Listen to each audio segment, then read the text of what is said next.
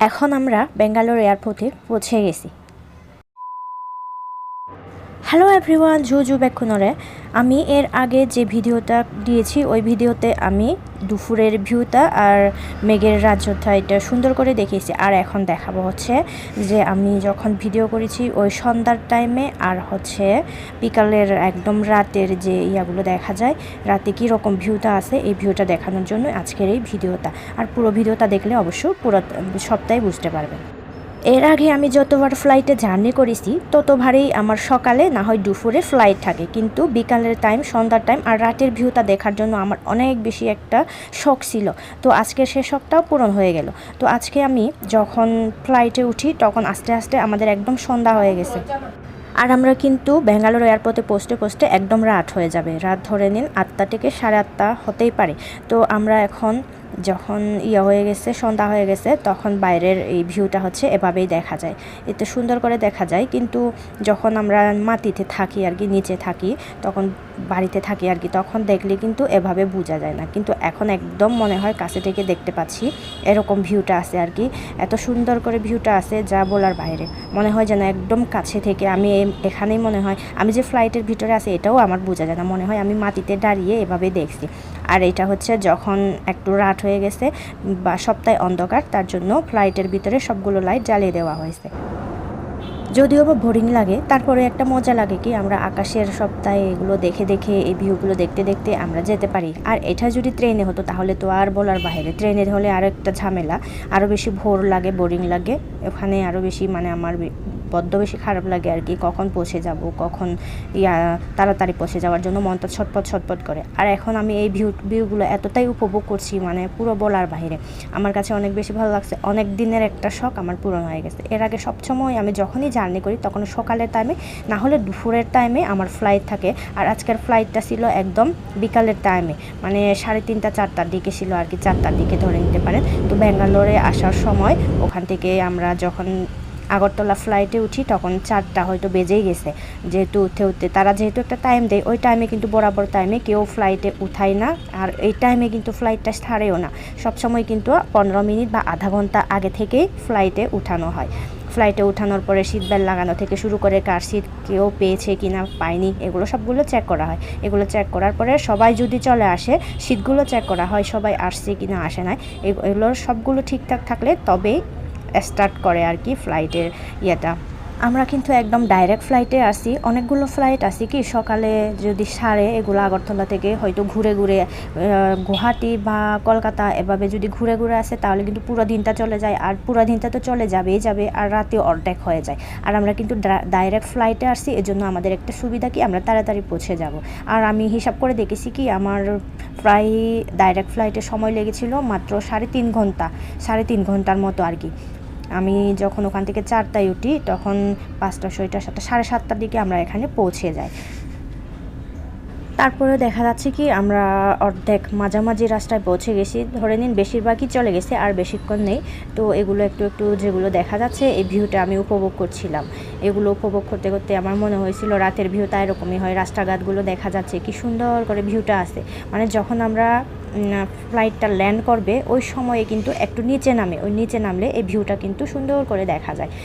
ধরে নিন আমরা আরেকটু পরে বরাবরে পৌঁছে যাব, এজন্য নিচে নেমে মানে এভাবে স্লো করে যাচ্ছে আর কি। যখন আমরা ফ্লাইটে উঠবো তখন কিন্তু একদম উপরে মেঘের কাছাকাছি থাকে, মেঘের ওখানেই থাকে। তো আমরা যখন আবার ল্যান্ড করার টাইম আসবে এই সময়ে কিন্তু এভাবে একটু স্লোলি চলে, এটা একটু নিচে করে চলে যায় আর কি ফ্লাইটটা। এই যে দেখতে পাচ্ছেন এখন আমরা প্রায় মাটিতে পড়ে গেছে। গাড়ি যেভাবে যায় ঠিক সেভাবেই এভাবে মানে যাবে আর কি, এভাবেই যাবে। অনেকক্ষণ লাগবে, এখানেও কিন্তু অনেকক্ষণ টাইম লাগে। দেখতে দেখতে কিন্তু 10 মিনিটের কাছাকাছিও লেগে যায়, অনেক সময় দেখা যায়, আর অনেক সময় বেশিও লাগতে পারে। আর এখানে যে লাইটগুলো জ্বালিয়ে রাখা হয়েছে এগুলো দেখতে পুরো একদম অনেক সুন্দর লাগছে।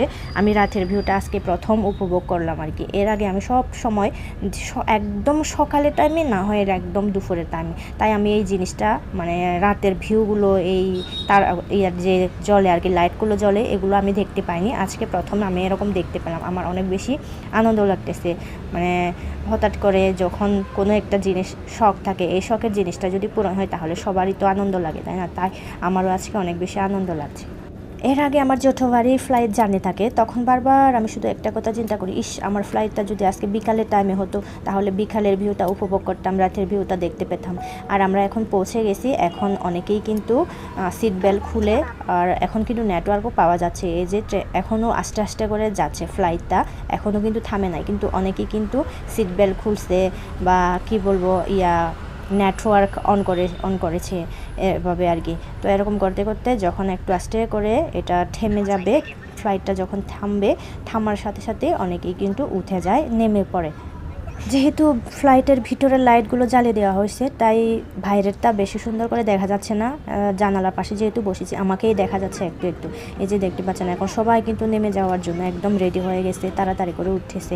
তো আমিও এখান থেকে চুপচাপ করে কিছুক্ষণ ওয়েট করতেছি কখন আমরা নামবো। আর এই সময় আমি কয়েকটা ভিডিও ক্লিপ নিয়ে নিলাম। ফ্লাইটটা কিন্তু ভিতরে অনেক বড়, আর এগুলো তো একদম ডোমেস্টিক বললে তারপরেও ডোমেস্টিক হলেও বড়, কিন্তু এর থেকেও বড় বড় ফ্লাইট আছে যেগুলো ইন্টারন্যাশনাল। তো আমরা এখান থেকে ফ্লাইট থেকে নেমে বাসে উঠেছি। তো বাসে ওঠার পরে আমরা একদম এয়ারপোর্টে এখানে চলে যাব আর কি। বাসে করে যেতে হয়, অনেক সময় কিন্তু একদম ঠিক জায়গায় পৌঁছে দেয়, ওখান থেকে বাসে করে যাওয়া লাগে না, গাড়ি দিয়ে যাওয়া লাগে না। আর আমরা যেখানে নেমে পড়েছি ওখান থেকে কিন্তু গাড়ি করে যেতে হচ্ছে আর কি আজকে। আর একটা কথা বলি, হ্যাঁ, এর আগেও কিন্তু আমার একটা শখ ছিল, আমি কখন এয়ারপোর্টে গেলে বাসে করে যেতে হবে, মানে গাড়ি দিয়ে যেতে হবে, এটাও আমার একটা স্বপ্ন ছিল। কারণ আমি যে ফ্লাইটে উঠবো ওই ফ্লাইটটা যাতে একটু সামনে থেকে দেখতে পাই, এরকম একটা আশা ছিল আর কি, স্বপ্ন ছিল। এই স্বপ্নটাও আজকে পূরণ হয়েছে। কারণ এর আগে আমি যতবারই ফ্লাইট জার্নি করেছি তো এটাই তো শেয়ার করেছি আপনাদের সাথে না। তো যতবারই আমি ফ্লাইটে জার্নি করেছি ততবারই যেন আমার সবসময় ডাইরেক্টটা থাকে আর কি, ডাইরেক্ট একদম করে লাগানো থাকে আর কি। যারা ফ্লাইটে চড়েছে, ফ্লাইটে জার্নি করেছে তারা অবশ্যই জানবে বা তাদের জানা থাকবে। তো আমি কি করি, তো এটা ভাবি আর কি, আমি যদি কোনো এক সময় এভাবে যদি একটা বাসে করে বা গাড়িতে করে যেতে পারতাম তাহলে আমি ওইটা দেখতে পেতাম। মানে একটা স্বপ্ন, একটা শখ থাকলে না, যদি ইচ্ছা থাকে তাহলে অনেক একটা কথা আছে না, ইচ্ছা থাকলে উপায় হয়, ঠিক সেরকম আর কি। আমার এই ইচ্ছাটাও একটু একটু করে পূরণ হচ্ছে। তো এটাও আমি ভাবতাম, তো এখন দেখি এটাও আমার পূরণ হয়ে গেছে। রাতের ভিউটাও দেখা হলো আর আমরা বাসে করেও চলে আসলাম। এর আগে কিন্তু আমি বাসে করে যেতে হয়নি, সব সময় ডাইরেক্ট ফ্লাইট থাকতো। আমি যখনই যাই তখনই ডাইরেক্ট ফ্লাইটে উঠে যেতাম, আর যখনই পৌঁছে যাই ওই জায়গায় চলে গেলে তারপরে ওখানে একদম ফ্লাইট থেকে নেমে এয়ারপোর্টে চলে যায়, বাসে করে বা গাড়িতে করে যাওয়া লাগে না। তো আজকে এই ইচ্ছাটাও পূরণ হয়ে গেল। আর আশেপাশে দেখতে পাচ্ছেন কতগুলো ফ্লাইট, এগুলো হয়তো অনেকগুলো ল্যান্ড করেছে আর অনেকগুলো চলে যাবে। এজন্য এই যে এয়ারপোর্টের অনেকগুলো আবার বাস আছে, এগুলো মানে যাচ্ছে আর কি। তো আমরা যখন এয়ারপোর্টের এখানে পৌঁছে গেছি তখন আমরা লাগেজের জন্য ওয়েট করছিলাম। আমরা 2 বোন মিলে লাগেজের জন্য ওয়েট করছি। আমরা যেহেতু লাগেজের একটা ব্যাগ দিয়েছি ওই ব্যাগটার জন্য অপেক্ষা করতেছি। এই ব্যাগটা কিন্তু এতটাই ভারী, দেখতে অনেকটা ছোট লাগলেও অতটাই ভারী যে একা একা আলগানো যায় না, 2 জন লাগে। তো এখন আমরা এই ব্যাগটা তো নিতে পারবো না, অনেক ভারী, তাই আমরা একটা গাড়ি খুঁজে নিব, গাড়ি দিয়ে আমরা নিয়ে যাব। তো গাড়ি দিয়ে নিয়ে যাওয়ার জন্য আমরা একটা গাড়ি খুঁজতেছি কোন দিক থেকে বের করা যায়। তো এখন আমরা প্রায় গাড়িতে উঠিয়ে এখন আমরা বের হয়ে যাচ্ছি আর কি, যেদিকে এক্সিট গেট আছে, এক্সিট গেটের ওই দিকে। আমরা কিন্তু অনেকক্ষণ ঘোরাঘুরি করছিলাম, এখানে থাকলে না বোঝা যায় না আসলে এটা কি রাত নাকি দিন, কারণ লাইটের আলোতে সবটাই কিন্তু একদম পুরো পরিষ্কার করে দেখা যায়। তো আমরা ফ্লাইট থেকে নেমে বাসে করে যখন এয়ারপোর্ট থেকেও বের হয়ে গেলাম তখন একদম লাস্টের দিকে আমরা বাসায় যাচ্ছি। বাসায় যাওয়ার সময় আমরা বাসে করে যেতে হবে। তো আমরা এখন বাসে উঠছি, এভাবে হচ্ছে আমরা বাসায় চলে যাব আর কি। তো ভিডিওটা কেমন লেগেছে অবশ্যই আমাকে কমেন্ট করে জানাতে ভুলবেন না। ভিডিওটা অনেক লম্বা হয়ে গেছে কারণ আমি দেখাতে চেয়েছি পুরোটাই, আমি যতটুকু দেখেছি, যতটুকু উপভোগ করেছি এই সপ্তাহে যেন আমি আপনাদেরকে দেখাতে পারি, এর জন্য আমার ভিডিওটা অনেক লম্বা হয়ে গেছে।